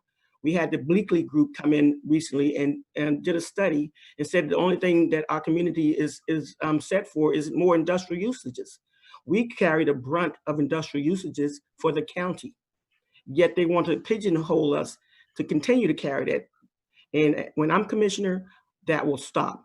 Everyone will have their own industrial usages in their communities, and we will have the economic development that we desire here. No more Family Dollars and Dollar Trees and telling us that's economic development. That simply isn't. You can't go to Buckhead and find a Family Dollar on every corner, but come to Mableton and South Cobb and you will. We got to stop that. Thank you, Ms. Edwards. Ms. Delancey. Thank you. Well, from my work with the Renters Association, last year, everybody knows the story where renters came to me because they knew our organization was very involved and engaged in the community to help them address maintenance issues at an apartment complex. They were paying $1,000 a month in rent. And so they were being neglected. So we went to the Board of Commissioners meeting, right? Not just one, more, 2, 3, 4 meetings. And from the meetings and from our writing letter campaign, Chairman Mike Boyce and Commissioner Cupid came to the area and was able to, on a monthly basis, check and see what's going on and making sure that the apartment complexes improve the conditions for these residents.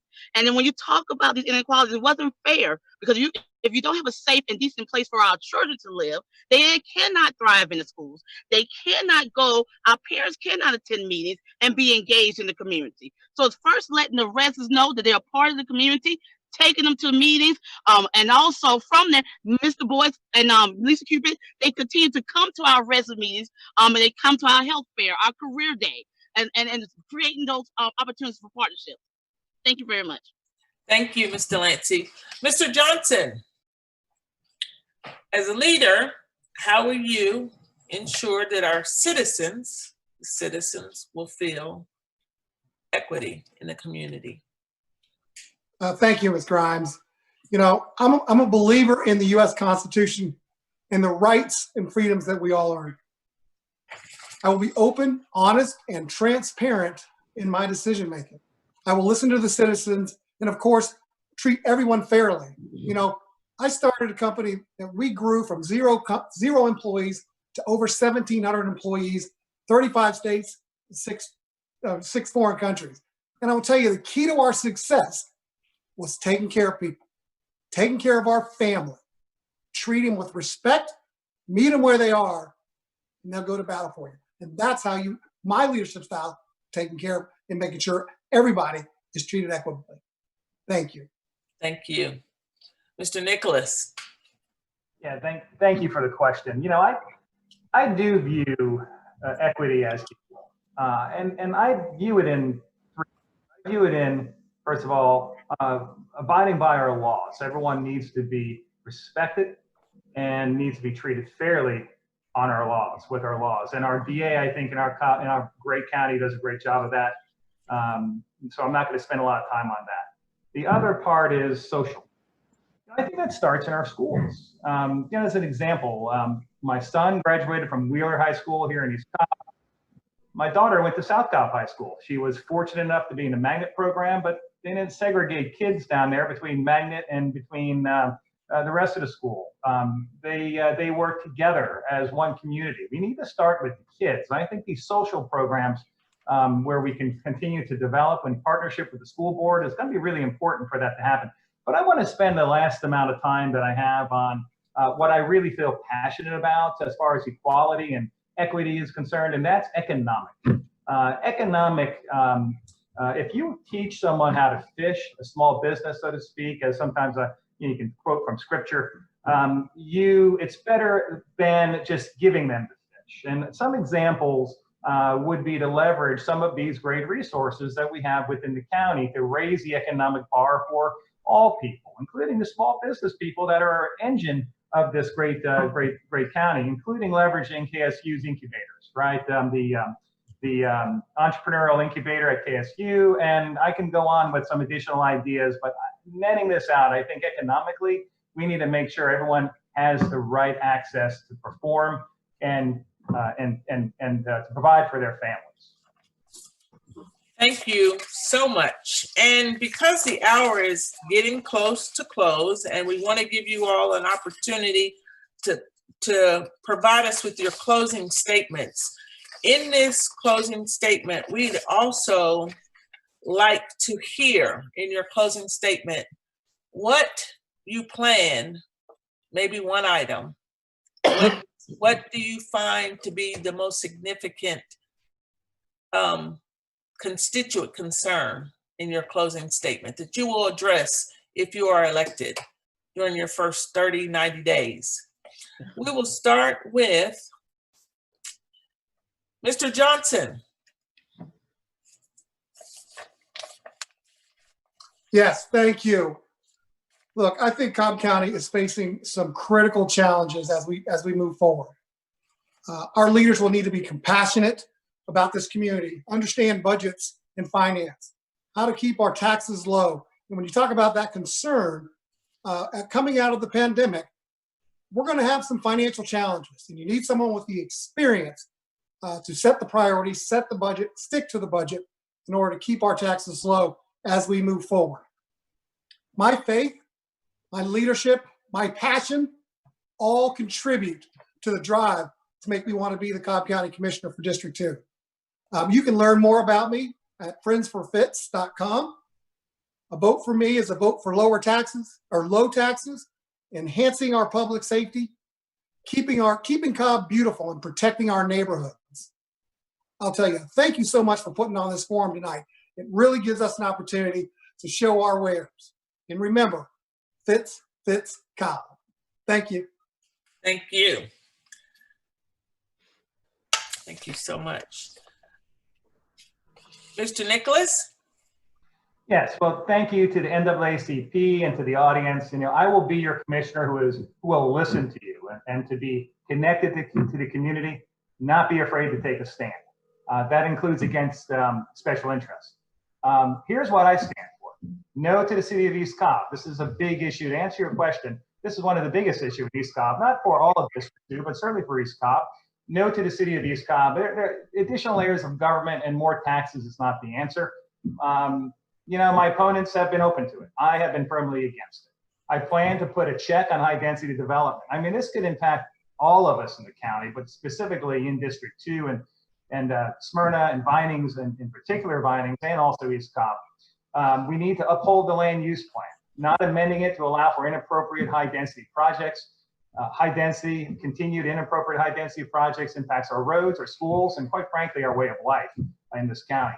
We will keep our tax dollars here in Cobb County first for transportation needs. As a business executive, I have over 30 years of technology experience. I think we can leverage 21st century technology to increase mobility at lower cost, not heavy rail at $300 million per mile in some estimates.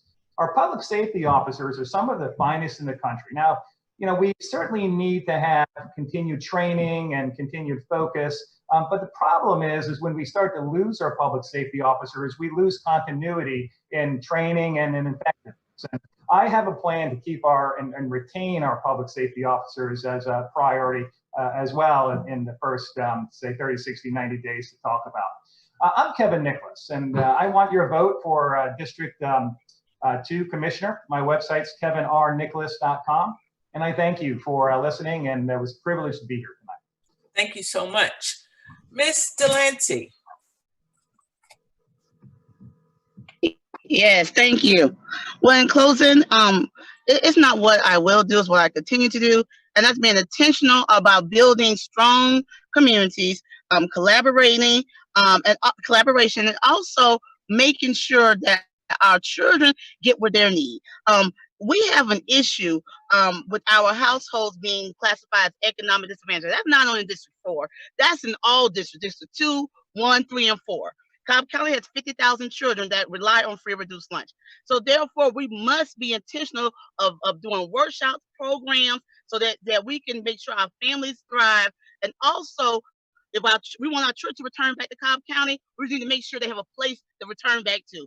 We deserve more for District 4. Monica Yvette Delancey. Thank you. Thank you, Ms. Delancey. Mr. Hunt. Thank you. The job of a commissioner's first and most important priority is providing for the health, safety, and welfare of the citizens of Cobb County. So in tackling that, we address all other issues. It's a complex question that you asked, but we can't simply close Cobb to any and all residents. The ARC is already projected, oftentimes under, that we're going to have an additional 200 to 250,000 people in our county. They have to go somewhere. And we need to focus on equitable development that apportions those folks in the right way, in the right areas. The budget is going to be of paramount importance coming out of COVID-19 and the recent crises. So my job on day one, and thankfully it's before day one, on June 10th, I'll have a long runway to get up to speed with the current commissioners and whoever may win in November to address budgetary issues and providing for the long-term planning for this county. Thank you. Thank you, Mr. Hunt. Ms. Edwards?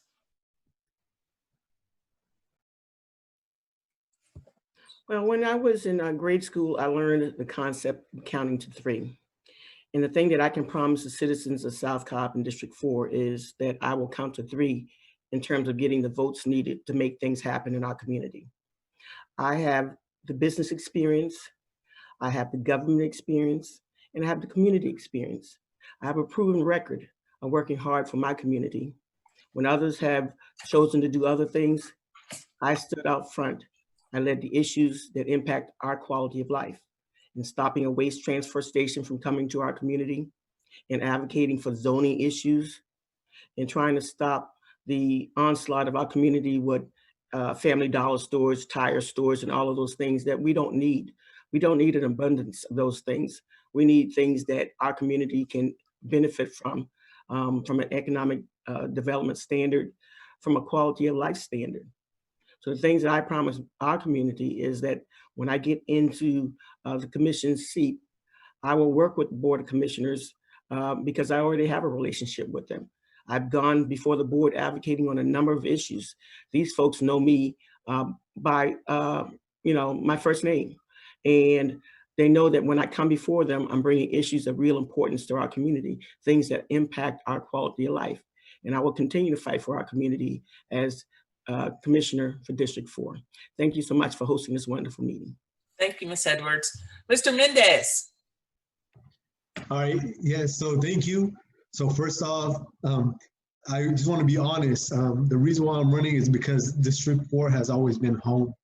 And so I want to make sure that when I'm elected to as county commissioner, that everybody sees that I'm going to fight for District 4 as it is home for everybody. That doesn't matter if you've just been living here for 5 years or for 30 years, but District 4 is going to be home for you. And as somebody who's been living here, I truly believe we need to elect somebody who's going to advocate for the rights of every single person. And as being a child of Mexican-American immigrants, I know that this is a completely new lens that we need to understand, that we can't leave anybody out of the conversation. and we need to stand in solidarity for injustices going on into the community. So as your next District 4 County Commissioner, I want us to know that, hey, we're in this together and we're gonna make a difference. So if you want true change, vote Edwin Mendez for District 4 Cobb County Commissioner. You can find my website at voteedwinmendez.com. So let's make a difference together. Not just a vote, but a voice. Thank you, Mr. Mendez. Mr. Hennington. Yes, thank you for hosting this forum.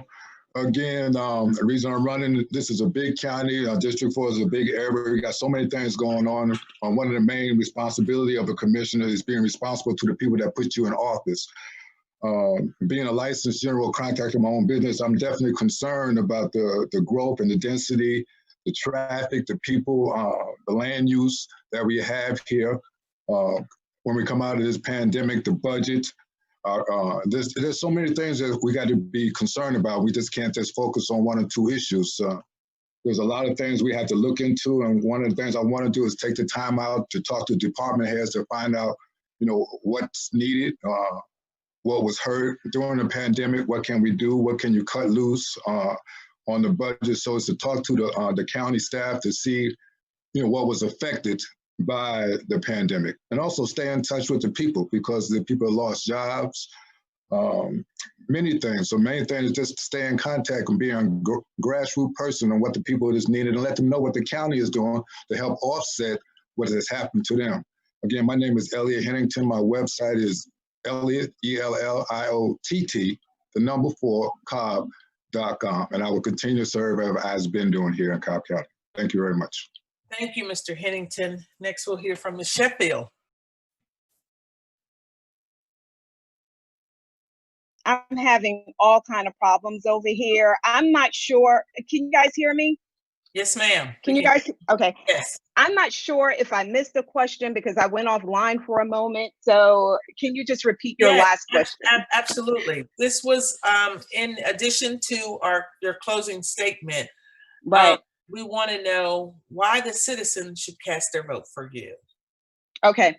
I thought there was a question about the concerns regarding the constituents in the district as well. But, my answer will encapsulate all of that. So District 4 is very unique. We're a very unique district. We are approximately 180,000 strong, diverse district, diverse people, diverse needs. Our challenges will not be solved with a one-size-fits-all solution. That's the first thing. The second thing is I am encouraged, I'm excited about the future of District 4. As I communicated in my opening statement, I have a 20-year vested interest in District 4. I'm excited about the future of District 4. I am focused on the future of District 4, a future that includes smart and sustainable economic growth, a future that includes rewriting and amending our zoning laws. Right now, we're tired of the dollar stores, we're tired of the tire shops. However, there aren't any zoning laws in place that would prevent those businesses from coming into our community. Now, I am not against business, but what I am against is an oversaturation of certain businesses in our communities. People should vote for me. I ask that they cast their vote for me because once again, I served on the Board of Zoning Appeals, and a large part of what the commissioners are charged with is land use and zoning. And that 3-year advantage in serving on the BZA gave me an opportunity once again to have a greater insight on zoning laws, zoning regulations, and the like. Again, it also gave me an opportunity and a platform to connect with the residents of the district, but more importantly, it also gave me an opportunity to build relationships with other commissioners and other department heads and leaders in Cobb County. Thank you so much for the forum tonight, and you may visit my website at electsheffield.com. Thank you so much. Thank you. Ms. Presley. Yes, you asked for one thing. I'll do you better than that. My entire platform is on economic and environmental sustainability. And the reason it is because we are an affluent community. There are more of us that make $100,000 a year than make $50,000 to $100,000 a year, but 18% of us are underserved, in poverty. And so what we need in this area, especially with the endemic, is we need a significant investment in jobs. We need something when people wake up in the morning, they know whether they have a degree or a skilled trade, that they have some place to work to take care of their families, so that they'll be better prepared for their kids' education and that they will grow. Also, that company, I would work with the Cobb Chamber of Commerce, where I have great relationships with the South Cobb Redevelopment Authority. I also have great relationships with the Public Safety Department. I do a lot. There's a program that I have called the Great Escape Family Empowerment and Harvest, and that is to give our citizens the tools they need to be sustainable. No one wants to be hand to mouth. Everyone wants the freedom to choose how they spend their money, when they spend their money, and they have that opportunity in work and workforce development, an incubator in this area that trains people for those jobs, but also has an incubator attached so that our small business can be brought along and supported in the things that they do. That is the essential part of our job in this seat for this particular time. And so my name is Angela Presley, and I ask you to go to presspresley.com to learn more about my campaign to validate what I've just said. Thank you so much. Mr. Mason, your closing statements and how you will impact your constituents if you win. What do you intend?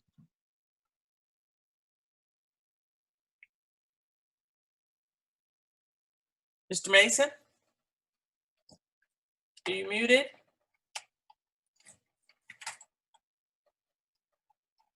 So we can unmute you. I got you. Okay, can you hear me now? Yes, sir. Okay. First and foremost, I want to thank you for having me on tonight. It's been a pleasure. I think that question is very loaded because it goes several different directions, but probably the priority that I would make is in the first 30, 60, 90 days would probably the stability of the economy of the county. The things going on now, it's very unpredictable on which direction this county is going to go and where the economic growth is going to come from. We need to encourage and support small businesses. There's a lot of small businesses that are suffering right now. There's a lot of owners that have put their businesses out and they have nothing to thrive for in life. So I think to encourage and get some of the funding from the federal government would be significant in improving our economy. Another thing is public safety, the stability of public safety. Obviously, I come from the public safety background. We're losing people by the droves. We're losing people every day. Last time I checked, we were over 100 officers short in our department. That's unacceptable because then they can't get to know the community. They can't get to work the community. They can't create relationships with the community. So with all the things going on now, it's very critical that we get some strong, stable individuals. And yeah, we got to vet them. We got to vet them very, very strongly and make them viable candidates, not just anybody off the street, which is what has been happening because of the shortage. So, but my name is Ricky Mason. It's Ricky4CobbChair.com, and I appreciate your support. Thank you. Chairman Boyce? Yes, thank you. In 1992, I had just come back from 3 years in the Middle East, and I had a great job of being executive officer of a Marine Air Group in California. And one of my jobs was to go and on a regular basis inspect the barracks and also the chow hall. And I was in the chow hall one day and I was looking around at all these Marines sitting there of, male, female, African Americans, Hispanics, whites, Asians, as if it was the most normal thing in the world. And why is that a big deal? Because when I joined the Marine Corps in 1971, that was not the Marine Corps that I joined. It was a Marine Corps strifed with racial and drug use, racial disharmony and drug use. And it took us a generation to fix that. And I never knew that the 30 years I spent in the Marine Corps was going to prepare me for this job. Because when I retired in 2000, moved to Marietta with my wife, I never thought about running for chairman, but you know, the Lord has other plans. So he put me in this position today with the background that I have to deal with the last 3 years, which were budgetary and otherwise, the current reality, both the COVID and the current unrest we're seeing among the population. I think that what I bring to the future is the assurance and the confidence that I can deal with these issues because I've been there before. But more importantly, it comes with a confidence in the American people. And it goes back to what I said earlier. If you talk to the people in Cobb County, they will engage in a conversation, and that's halfway to solving your problems.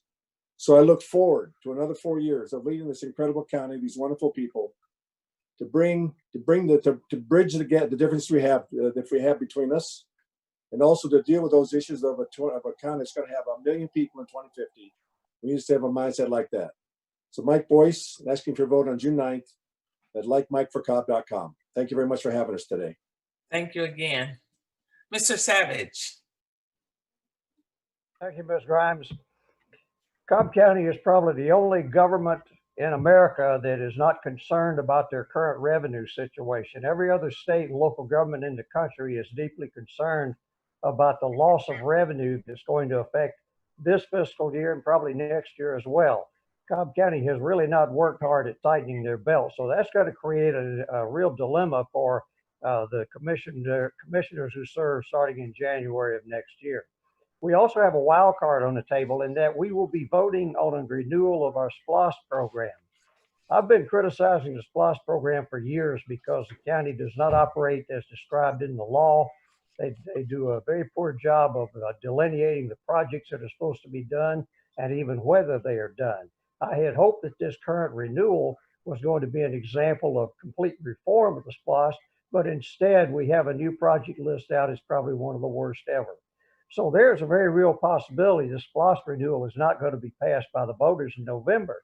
If that's the case, in January, we're going to be faced with starting all over again to reorganize and redefine our SPLOST program in an effort to get something put together that the voters will support.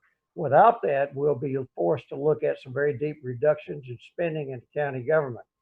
Now, I don't look forward to that, but I'd rather see Larry Savage doing that than anybody else I can think of that might be charged with that responsibility. Now, I'll tell you this about my closing remarks. I've lived most of my life in Metro Atlanta. This is my home. I've lived for the past 44 years in Cobb County, and it's been good to me. I want to help make Cobb County continue its greatness for future generations. You notice I said I want to help make Cobb County's greatness extend into the future. I won't be so bold as to claim that I can do that alone. This is a fine place to live. It's a large and diverse community. It offers grand opportunities for a lot of people. But teamwork is needed to produce the results that we all want. I learned long ago the value of teamwork, and I've learned to take advantage of all the collective wisdom and energy around me. I want you to help me become your chairman so I can help Cobb County manage a future of growth and prosperity that we can all share. We have challenges that we'll have to address, and we'll do that together, but we will succeed. I'm ready to do my part. I'm Larry Savage. You can check out my website, savageforchairman.com. Thank you. Thank you, Mr. Savage.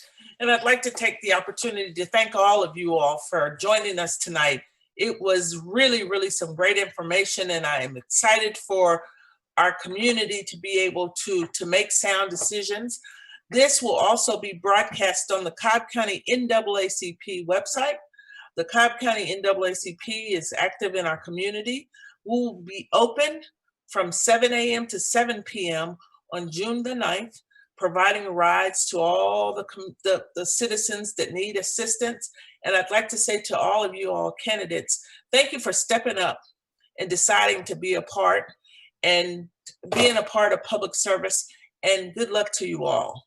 Thank you and good night. Thank you. Thank you so much, Doreen. Thank you. Good night, Jane. Good job. Good night. Thank you so much for hosting a wonderful event.